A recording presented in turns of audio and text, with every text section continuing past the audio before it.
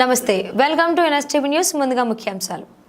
నిజామాబాద్ జిల్లా మాఖ్లూర్ మండలం మదన్పల్లి గ్రామంలోని హనుమాన్ ఆలయంలో హనుమాన్ జయంతి సందర్భంగా హనుమాన్ స్వాములు ప్రత్యేక పూజలు నిర్వహించారు. అనంతరం భక్తులు ప్రత్యేక పూజలు నిర్వహించారు. తదనంతరం భక్తులకు అన్నదాన కార్యక్రమం నిర్వహించడం జరిగింది.